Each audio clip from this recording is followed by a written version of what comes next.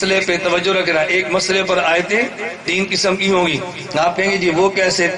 آپ حضرات کے علم میں ہے کہ جو شریعت میں شراب حرام ہوئی ہے یہ پہلے دن حرام نہیں ہوئی بلکہ تین تدریجاً مرحلہ وار آہستہ آہستہ خدا نے شراب کے حرام ہونے کو حکم دیا. پہلے آیت یہ اتری یسألونک عن الخمر والمیسر قل فیہما اسم کبیر ومنافع للناس. میرے پیغمبر آپ سے شراب کے بارے میں پوچھتے ہیں. آپ فرمائیں شراب میں نفع بھی ہے شراب میں نقصان بھی ہے لیکن نقصان زیادہ ہے. اب دیکھو شراب کو حرام نہیں کہا نا, یہ فرمایا شراب میں نفع بھی ہے شراب میں نقصان بھی ہے. نفع کم ہے نقصان زیادہ ہے. پھر آیت دوبارہ ایک اور آیت اتری یا ایھا الذین آمنوا لا تقربوا الصلاۃ وانتم سکارى. اے ایمان والو اگر شراب پیا ہو نشہ چڑھا ہو تو نماز نہ پڑھنا, جب نشہ اتر جائے تو نماز پڑھنا. ابھی بھی شراب کو حرام تو نہیں کیا نا, حکم ایک اور آ گیا, شراب حرام نہیں ہوئی. پھر تیسری آیت اتری یا ایھا الذین آمنوا انما الخمر والمیسر والانصاب والازلام رجس من عمل الشیطان فاجتنبوہ. کہ دیکھو شراب یہ نجس اور ناپاک ہے اس کے قریب بھی نہ جانا. اب اللہ نے شراب کو حرام قرار دے دیا. دیکھو اس آیت میں خدا نے حرام نہیں کہا, اس آیت میں نجس کہا. عجیب اللہ کا کلام ہے. اگر اللہ حرام فرما دیتے تو شراب کے ناپاک ہونے کا پتہ نہ چلتا, لیکن جب ناپاک کہہ دیا تو حرام ہونے کا پتہ بھی چلا ہے. دنیا میں کتنی چیزیں ہیں کہ جو حرام تو ہوتی ہیں لیکن ناپاک نہیں ہوتی. میں آپ سے پوچھتا ہوں زہر کھانا حلال ہے یا حرام؟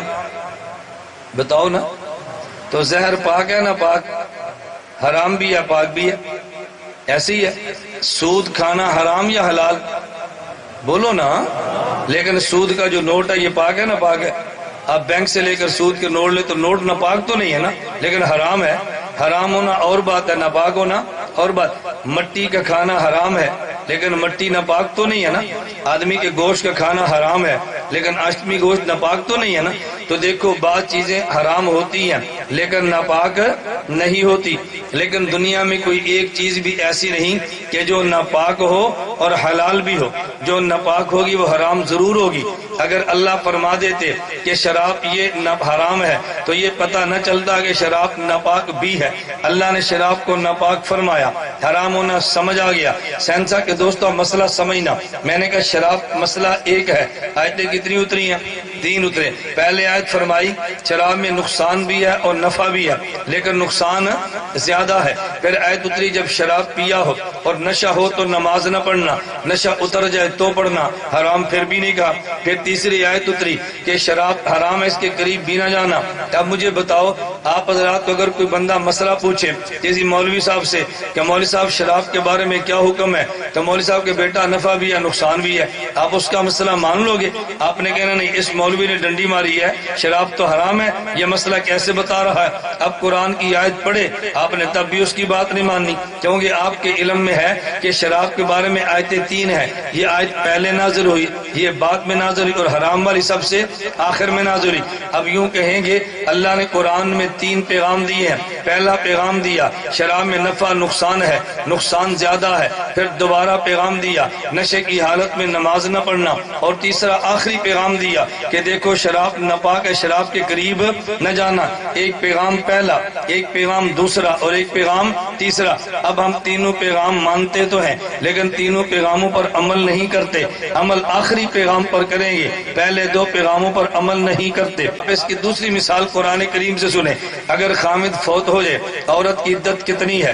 پہلے قرآن کی آیت اتری والذین یتوفون منکم ویذرون ازواجا وصیۃ لازواجہم متاعا الی الحول غیر اخراج. خامد فوت ہو جائے عورت کی عدت 1 سال ہے. پھر دوبارہ آیت نازل ہوئی والذین یتوفون منکم ویذرون ازواجا یتربصن بانفسہن 4 اشہر و10. خامد فوت ہو جائے عورت کی عدت 1 سال ہے تو پہلے 4 ماہ اور 10 دن ہے. پہلے آیت اتری 1 سال والی اور بعد میں آیت اتری 4 ماہ اور 10 دن والی. اب بتاؤ کسی بندے سے مسئلہ پوچھو بھئی فلاں خامد فوت ہو گیا عورت کی عدت کتنی ہے, کوئی بھی 1 سال نہیں بتاتا. ہر ایک کہے گا 4 مہینے اور 10 دن, جبکہ قرآن میں آیتیں دونوں ہیں.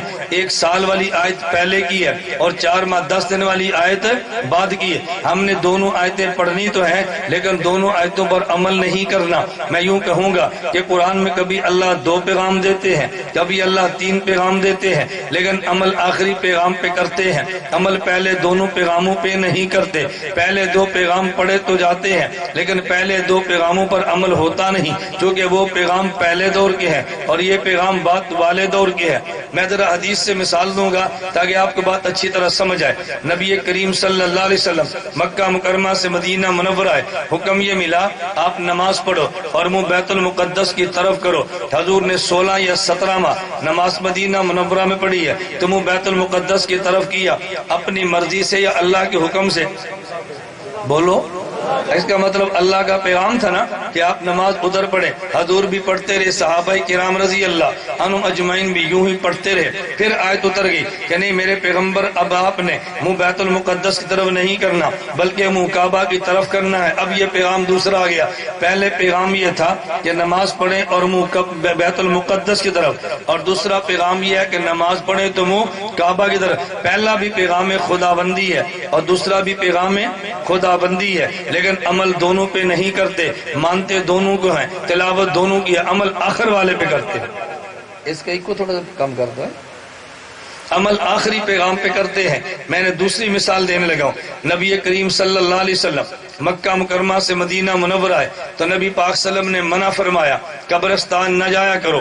حضور پاک نے روک دیا اور بعد میں نبی پاک صلی اللہ علیہ وسلم نے اجازت دی، فرمایا قبرستان جایا کرو، اس سے آخرت یاد آتی ہے. اجازت دے دی. نبی پاک صلی اللہ علیہ وسلم فرمانے لگے کنت نہیتکم عن زیارت القبور فزوروها، نے منع کیا تھا، اب میں تمہیں اجازت دیتا ہوں. اب دیکھو نبی پاک صلی اللہ علیہ وسلم نے منع کیا، یہ حدیث پہلے دور کی ہے، اور نبی پاک نے اجازت دی تو یہ حدیث بعد کے دور کی ہے. اب بتاؤ ہم دونوں حدیثیں مانتے ہیں تو دونوں کو پڑھتے ہیں، لیکن عمل کس حدیث پہ کرتے ہیں؟ بعد والی پر یا پہلے دور والی پر؟ اب قبرستان جانا سنت ہے. کوئی مولوی کہ جی قبرستان نہ جانا حضور نے منع کیا تھا. آپ کے بھائی جھوٹ نہ بول، پہلے منع کیا تھا پھر اجازت دی تھی، تو نے منع والی حدیث سنا دی ہے، ہمیں اجازت والی کیوں نہیں سناتا؟ میں نے دیکھو دو آیتیں قرآن سے مثالیں دی اور دو مثالیں حدیث سے دی. اللہ ایک پیغام پہلے دیتے ایک بعد میں، دونوں پیغام مانتے ہیں، لیکن عمل آخری پیغام پر یا پہلے پر؟ آخری پر. میں اس کی ذرا مثالیں آپ کے معاشرے کی دیتا ہوں تاکہ آپ کے دماغ میں بات اتر جائے. مثال کے طور پہ اب نکاح طے ہو گیا، کیوں جی؟ میں مثلاً دیتا ہوں، بھئی خاندان ایک ہی ہے، ان کی جو لڑکی ہے وہ یہاں سینسا میں رہتی ہے، جس لڑکے سے نکاح ہے وہ جدہ میں ہے، انگلینڈ میں ہے، باہر ہے. تاریخ طے ہو گئی، مثال کے طور پہ 6 مئی کو نکاح ہوگا، لیکن کسی وجہ سے فلائٹ کینسل ہو گئی، ٹکٹ نہیں بن سکی، کوئی مسئلہ بنا. اچھا وہی دوبارہ گھر والوں نے کہا نہیں بھائی 6 مئی کو نہیں، نکاح 10 مئی کو ہوگا. اب بتاؤ آپ 6 مئی کے سارے پہنچاؤ گے؟ نہیں، ہم نے تو آج ہی آنا ہے، تم نے پہلے کہا نہیں تھا. گھر والے کہے بھائی 6 تاریخ بھی ہم نے کہی تھی تو 10 بھی تو ہم نے کہی ہے نا، ہم نے تمہیں بتا دو دیا. تو پہلے پیغام آیا 6 مئی کا اور بعد میں پیغام آیا 10 مئی کا. اب آپ کہو گے پہلا پیغام غلط ہے یا ٹھیک ہے؟ پیغام وہ بھی ٹھیک ہے اور پیغام یہ بھی ٹھیک ہے، دونوں پیغام مانیں گے، لیکن آپ شرکت کے لیے 10 کو آئیں گے یا 6 کو؟ 10 کو. کیونکہ پیغام جو بات والا ہے، یہ بات میں سمجھانے کے لیے کہہ رہا ہوں. آپ کے ظہر کی نماز ہوتی ہے 1:30 بجے، اب جو موسم بدلا گرمی کا تو نماز 1:30 کی بجائے 2 بجے، پھر نماز 2:30 بجے. اب ایک بندہ آیا پچھلے مہینے تو نماز ہوتی تھی 1 بجے، وہی بندہ آیا اس مہینے تو نماز ہو رہی ہے 1:30 بجے. وہ مسجد میں آ کے لڑنا شروع کرے، نہیں میں تو 1 بجے پڑھنی ہے. لوگ کہیں گے بھائی کیوں؟ میں پچھلے مہینے آیا، آپ نے خود اعلان کیا تھا 1 بجے. آپ کہیں گے بھائی ہم نے انتظامیہ نے اعلان 1 کا کیا تو 1:30 کا اعلان بھی تو ہم ہی نے کیا ہے نا. اس نے کہا نہیں. اب وہ ضد کرے گا، تم سب اس کو بیوقوف کہو گے بھائی پہلے اعلان بھی ہم نے کیا، پیغام دیا کہ نماز 1 بجے، اب بھی پیغام ہم نے دیا کہ نماز 1:30 بجے ہے. اب اگر ایک پیغام پہلے والا ایک پیغام بعد والا، پیغام تو دونوں میں سے کوئی غلط نہیں ہوتا، لیکن عمل آخری پیغام پہ کرتے